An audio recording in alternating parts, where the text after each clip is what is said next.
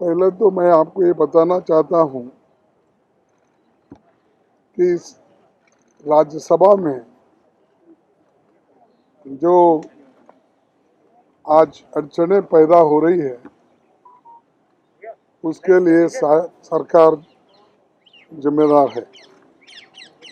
हमने बहुत कोशिश की सदन को चलाने के लिए और बार बार हम सदन के नेता और चेयरमैन दोनों को भी मिलते रहे और अपनी बात को ये रखे कि जो रूल 256 के तहत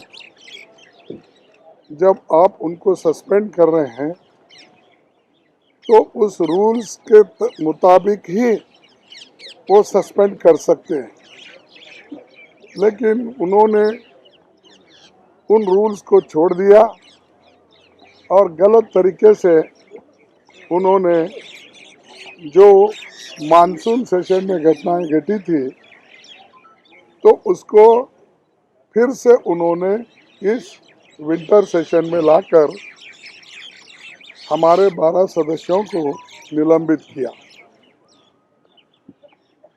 निलंबित करने के बाद भी हमने उनको कहा कि संविधान के रूल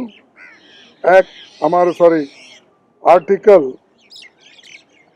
85(2)A के तहत वो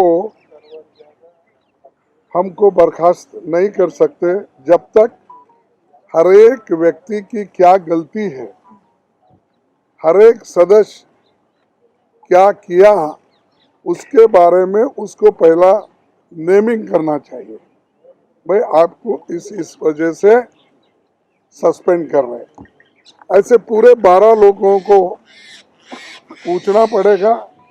उसके बाद रेजोल्यूशन मूव होगा, उसके बाद सस्पेंशन होगा और वो भी उसी दिन होना चाहिए। 11 अगस्त 2021 को ही होना चाहिए था, लेकिन वो घटना को यहाँ लंबित लाए। हाउस तो प्रोरोग किया। जब हाउस प्रोरोग होता है तब उनको सस्पेंड करने का अधिकार नहीं रहता, क्योंकि पिछले सेशन में जो घटनाएं घटी वो सब लैप्स हो जाते हैं। लेकिन फिर भी उन्होंने दो चीजें, एक तो प्रोरोग का है, उसी के तहत नहीं कर सकते।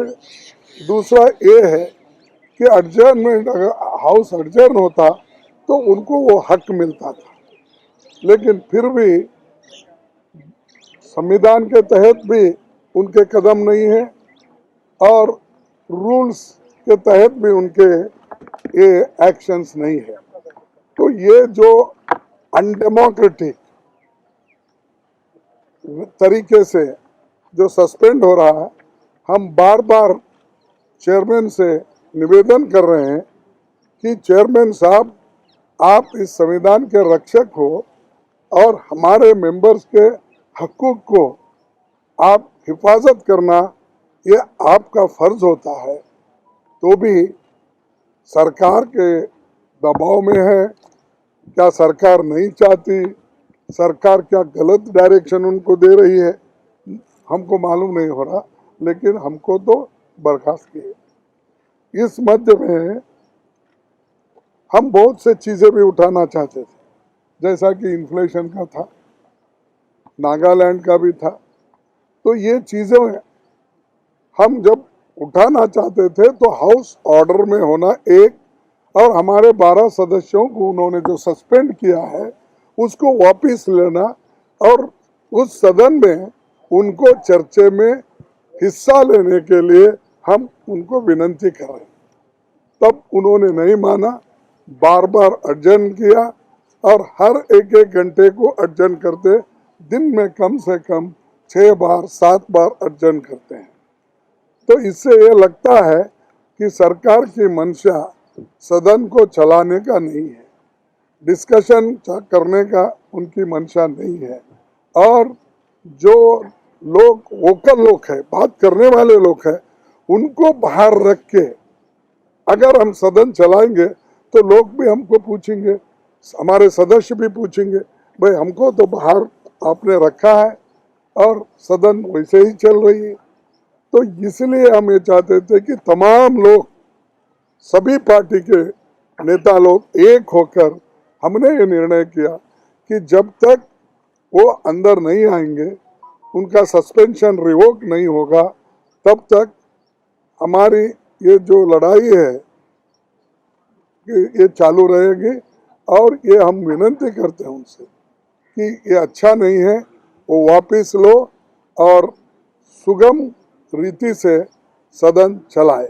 और दूसरी चीज, अगर किसी वजह से फिर भी वो हठधर्मी करते हैं तो हमको मजबूरन वहां पर जो बैठे हुए लोग हैं उनके सपोर्ट में हम तमाम लोग जाके एक दिन उपवास कर, एक दिन धरना करेंगे।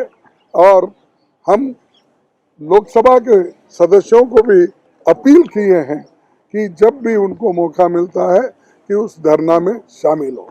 तो राज्यसभा के तो लोग रहेंगे ही, और राज्यसभा के साथ साथ लोकसभा के सदस्य भी वहाँ रहेंगे। तो ये जो हमारी लड़ाई जारी रहेगी और हमारे को दबाने की जो कोशिश चल रही, हमारी आवाज को बंद करने की जो कोशिश चल रही, उसको डेमोक्रेसी में जगह नहीं है। ये ऑटोक्रेटिक है, ये डिक्टेटरशिप है।